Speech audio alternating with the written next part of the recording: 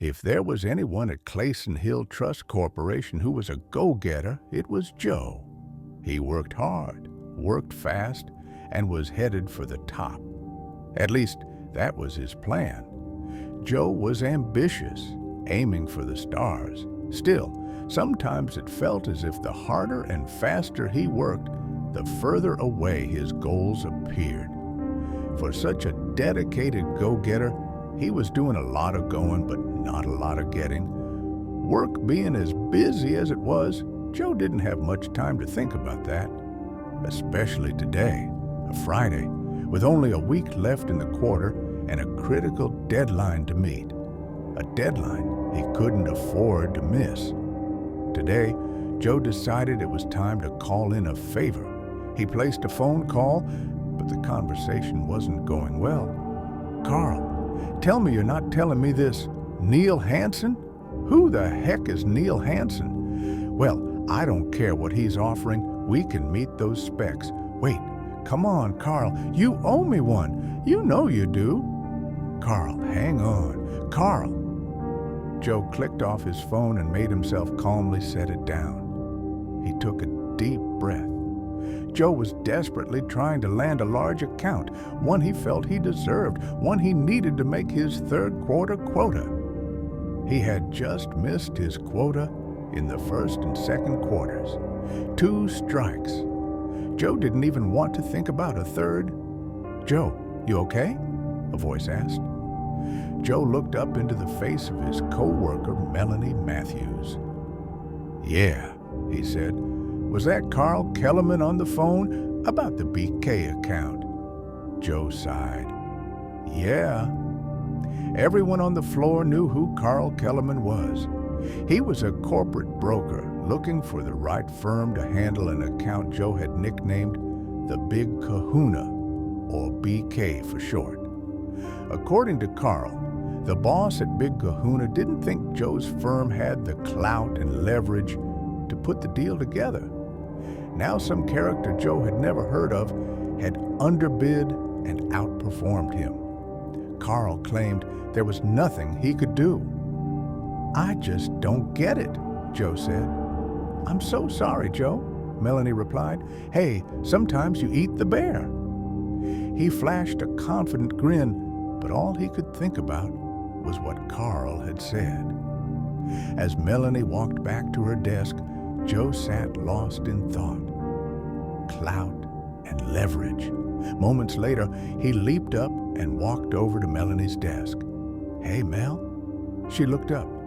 "Do you remember talking with Gus the other day, something about a big wheel consultant giving a talk next month?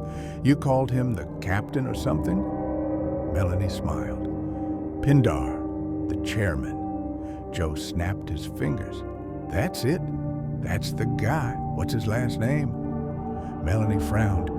I don't think I've ever heard it mentioned. Everyone calls him the chairman, or just Pindar. Why?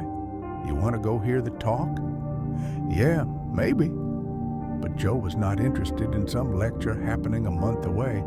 He was interested in only one thing, and that needed to happen by the following Friday. "I was thinking, this guy is a real heavy hitter, right? Charges huge consulting fees, works only for the biggest firms, major clout. I know we could handle the BK account, but I'm going to need some big guns to win the deal back. I need leverage. Any idea how I can get a line to this chairman guy's office?" Melanie looked at Joe as if he were proposing to wrestle a grizzly bear. "You're just going to call him up?" Joe shrugged. "Sure, why not?" Melanie shook her head. "I have no idea how to contact him. Why don't you ask Gus?" As Joe headed back to his desk, he wondered how Gus had survived this long at Clayson Hill Trust. He never saw him do any actual work. Yet Gus had an enclosed office, while Joe, Melanie, and a dozen others shared the open space of the 7th floor. Some said Gus had gotten his office because of seniority. Others said he'd earned it on merit. According to office rumors, it had been years since Gus had sold a single account. and management kept him on purely out of loyalty. There were also whispers about Gus that went to the other extreme, that he had been super successful in his younger days and was now an independently wealthy eccentric who stashed his millions away in mattresses while living a pensioner's lifestyle. Joe didn't believe the rumors. He was pretty sure Gus brought in some accounts, but it was hard to picture him as a sales superstar.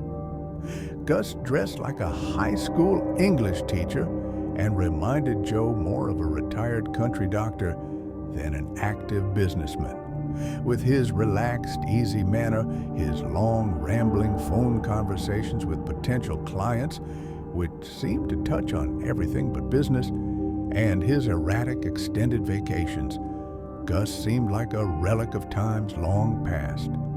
Hardly a go-getter. Joe stopped at Gus's open door and knocked softly. "Come on in, Joe," came the reply. "So you want to call right now and try to get in to see the man himself?" Gus thumbed through his large Rolodex, found the dog-eared card he was searching for, and copied the phone number onto a small slip of paper, which he handed to Joe.